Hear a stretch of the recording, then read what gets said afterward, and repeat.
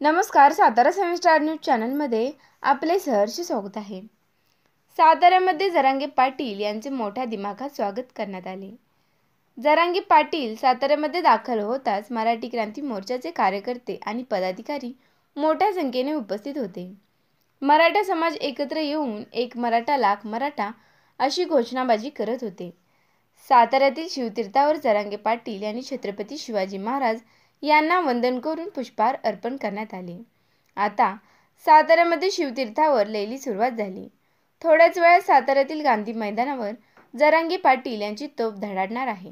नक्की जरांगे पाटील काय बोलणार याकडे महाराष्ट्राचे लक्ष लागून राहिले.